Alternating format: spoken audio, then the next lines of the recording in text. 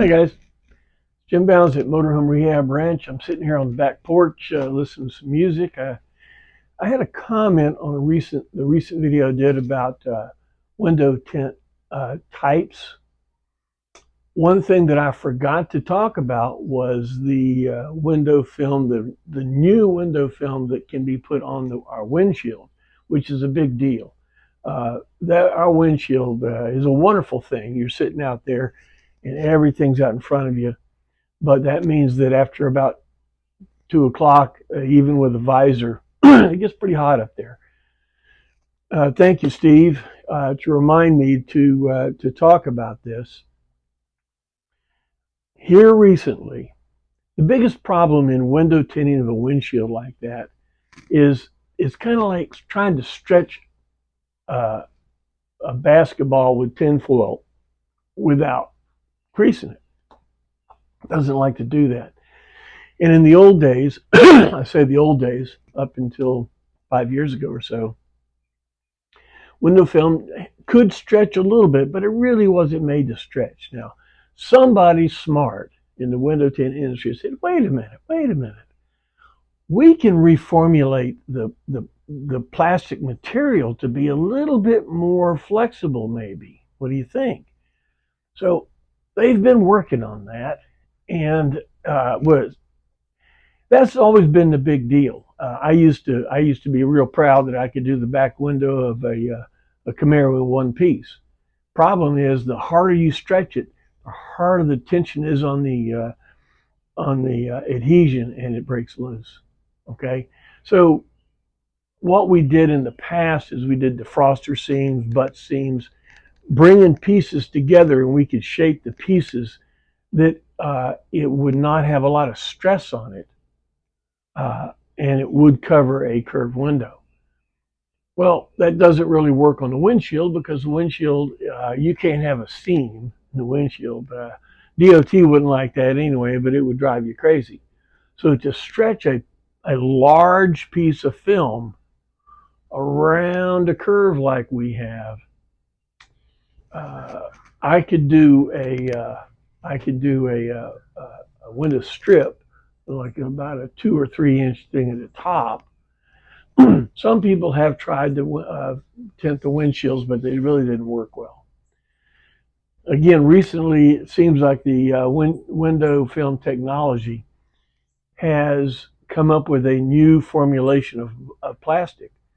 Lumar, one I talked about, theirs is called Air 80.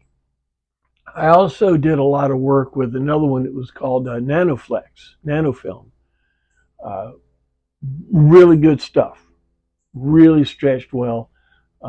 When this stuff first came out, because I used to be a tinter, I said, well, wait a minute, man, let's see about this. Let's see how that works. And I gave it a shot. And just like I said before, it's window tinting is like bowling. Okay, this is doing a Nanoflex or a curved window with Air 80 or Nanoflex film is a new experience. Okay, I creased it a couple of times. I did get it done. The one thing I did realize that if someone can do it, it's worth paying them to do it. Yeah, and how much? Seems like it's about $500 a piece, and it'll take them. I mean, $1,000. That's 50% more for a new set of windshields. But to be honest with you, think about it. All that heat is knocked out. Okay. Now remember this: that window now does not have glass on it, so there's a plastic film on there. So you're going to be careful with your windshield. You have to not clean it with any kind of abrasives for sure, but you need to take care of that window because one, you paid a lot of money for it. Two, it is new technology, and never know. It might release. I'm sure they've considered all that kind of stuff because nobody would, no large company would invest into something that isn't going to work. I mean, so I think we're at the point that we can tint the windshields, and it is a good thing. Now, understand, tinting is an art form, like I said before. If you look close enough, you will see something because there's air, there's stuff in the air all the time. And taking a large piece of film like that and getting it on the back of your windshield without one little piece of dust getting in it, it's not going to happen. You follow what I mean? So if you get the windshields done and you see a little spot somewhere when you look real hard, you step back and you don't see anything, that's really the way an art form is.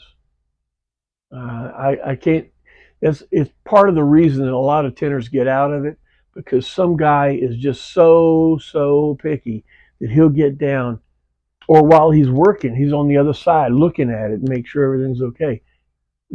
Those things drive those things drive tinters crazy. And honestly, you're looking for things that it's just impossible to be perfect. I bring this up because it's a windshield and it's going to be, you're going to see it because you're looking at it all the time. Think about it. Okay. So give the guy his due. If he gets that on there, one piece without creases in it, and you don't have see boulders or something in it, buy him a pizza. Okay.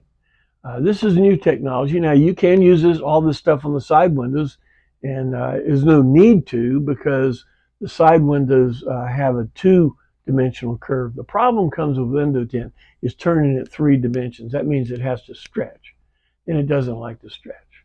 All right. Well, look, thank you, Steve, for bringing that up. I was remiss in talking about that because we were talking about types of film. It's correct. All right. Well, look, this will be episode? We'll call it episode 3 because it really is important, and it is the new thing, new technology, and it can help us. If you in the South, it really makes a difference.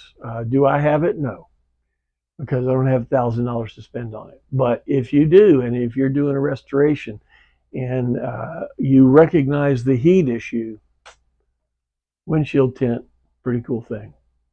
Great. Well, look, thanks again, Steve, and we'll talk to you later.